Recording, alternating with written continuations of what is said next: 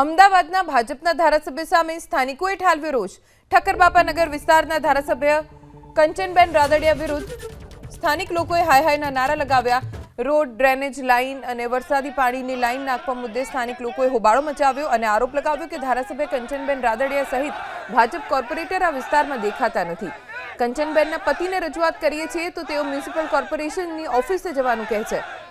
સ્થાનિકોની માંગ છે કે જે ગટર લાઇન 30 વર્ષ જૂની છે તે ગટર લાઇનને હવે મોટી બનાવવામાં આવે જેથી ડ્રેનેજની સમસ્યા દૂર થાય, પાણીનો પણ નિકાલ થાય। લાઇન નાખ્યા બાદ જ રોડ બનાવવામાં આવશે। જો તાત્કાલિક આ સમસ્યાનું નિવારણ નહીં આવે તો 2 મહિનામાં ચૂંટણીમાં જવાબ આપીશું તેવી ચીમકી સ્થાનિકોએ ઉચ્ચારી। અમદાવાદમાં વધુ એક મહિલા ધારાસભ્યની સામે સ્થાનિકોનો રોષ જોવા મળી રહ્યો છે।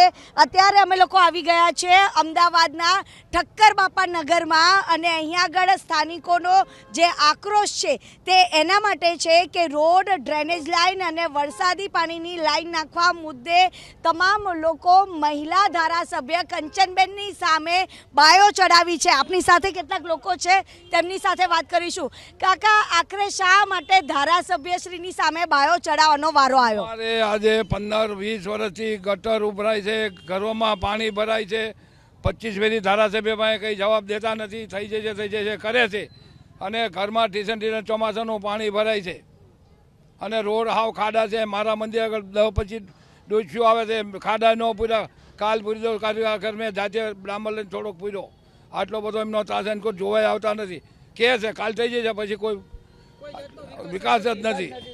એક જરી કઈ વિકાસ નથી કર્યો। કેટલો આક્રોશ છે મહિલા ધારાસભ્યની સામે? ધારાસભ્યને જ્યારે આપણે કાવ્યપાયા જે 24ની લાઈન નાખી, અમને નાખી દો વરસાદના પાણીની લાઈન અને નાખવાની છે 24ની, નાખો છો 9ની લાઈન, બરાબર છે? તો અન્યાય શું કરવા કરો છો? અમે પણ ટેક્સ ભરીએ જ છીએ, બરાબર છે? કોઈ ટેક્સ 1 રૂપિયો પણ બાકી નથી રાખતા અમારી પાસેથી હો।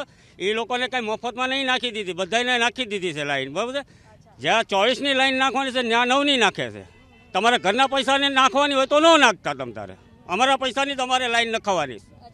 પણ કાકા, મહિલા ધારાસભ્ય એવું કહે છે કે વ્હાઇટ ટોપિંગ રોડ બનાવવાનો છે જેથી પાણી ભરાવાની સમસ્યા ના થાય।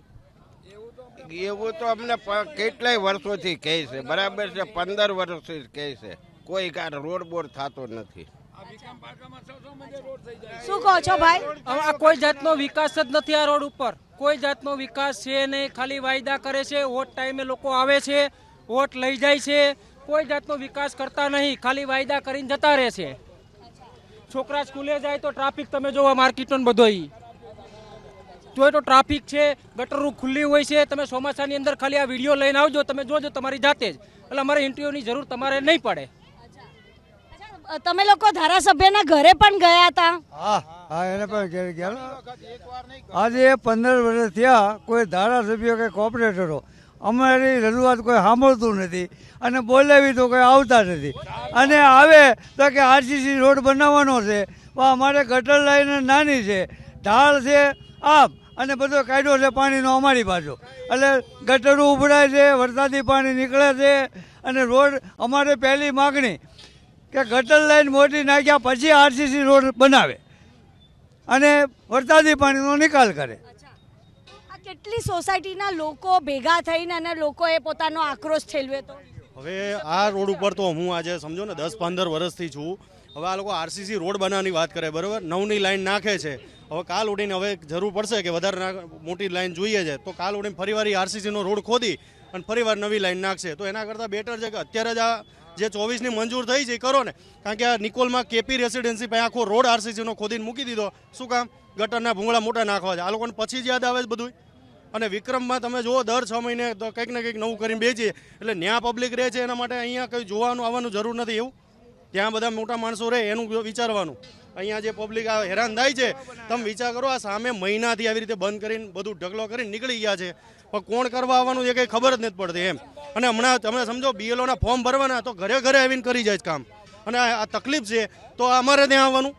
એટલે આ ખોટી વસ્તુ છે। તમારે સામેથી સમજીને જે કાવ્ય પાસે તમે જે ભૂંગળા નાખ્યા મોટા, એ ભૂંગળા અહીંયા જરૂર છે, બીજી વાત નથી। અને તમે ચોમાસામાં આવો, અત્યારે નહીં। તમે ચોમાસામાં આવો ને તો તમને ખબર પડે કે અહીંયા શું હાલત થાય છે। ખાલી વિક્રમભાઈનો બધો ઢાળ ઊંચો કરીને આ બાજુ પાણી ઘાલી દીધું છે, તે કોને જવાબદારી બોલો? એટલે એ કરવા જેવું છે. આ પબ્લિક એમને નથી હેરાન થતી એમ. ધારાસભ્ય શું જવાબ આપી રહ્યા છે? સભ્ય માટે થઈ જશે બસ. આ વર્ષોથી આ જ હાલે, બીજું કાંઈ છે જ નહીં એમ. 5 વર્ષમાં કોઈ દાડો ડોકાવા નહીં આયા આ બાજુ. 5 વર્ષ તે તો આ બાજુ જોવા જ નહીં મળતા. વોટિંગ ટાઈમે આવે છે ખાલી. વોટિંગ હોય એટલે કે પછી ઢોલ વગાડશે. આમ જો કૃષ્ણનગર હેડક્વાર્ટર રહ્યું, અહીંયાથી આગળ પાણી બધું અહીં આવે છે. એ લાઈન પહેલા ઓલું હોલ રહ્યો ને વાઘવા હોલથી આમ કાઢવાનું હતી, એને બદલે આ લાવીને આમ વાંક આપ્યો છે એટલે પાણી ભરાય છે. અમારે આ જ કારણ છે મોટું. બધાના ઘરમાં ટીસણવાળું પાણી ચોમાસામાં જો બધા અમારે દુર્ગા કોલોની વાળાનો સામાન પલ્લે છે. અત્યારે બધા પથ્થર લગાવીને મૂક્યા, તમે જોઈ લો. પથ્થર હશે, બધાને ઘેરે ઘેરે છે અમારે કોને. વધુમાં વધુ પાણી ભરાય છે, ગટર લાઈન આ તે બધું.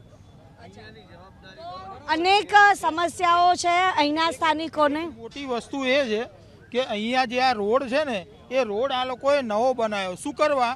કારણ કે પેલી બાજુનું પાણી બધું અહીંયા આવે અને આ રોડનું લેવલ લગભગ 1 થી 1.5 ફૂટ નીચું કર્યું. એટલે અહીંયા જે રહેતા હોય એ લોકોને પાણીમાં જ ચાલવાનું એમને. આ રોડ લગભગ આ ફૂટપાથ તમે જુઓ, હવે કાલે એમને ફૂટપાથ ખોદી નાખી, બરોબર? તમે ફૂટપાથ ઉપર ચડી ના શકો ને એટલું લેવલ નીચું કર્યું છે રોડનું. હવે એ શું કરવા કર્યું છે કોઈને ખબર નથી. તો અનેક સમસ્યાઓ છે. જો કે અહીંયા આગળ રોડ તેમજ ડ્રેનેજ લાઇનની સમસ્યા સૌથી મોટી છે અને અહીંયા આગળ રોજગાર કરતા વેપારીઓને પણ હાલાકીનો સામનો કરવો પડી રહ્યો છે. પરંતુ ધારાસભ્ય માત્ર ને માત્ર વાયદા જ આપી રહ્યા છે કે જલ્દીથી કામ પૂરું થશે. કેમેરામેન કમલેશ પટેલ સાથે રાજલ બારોટ, ABP અસ્મિતા, અમદાવાદ.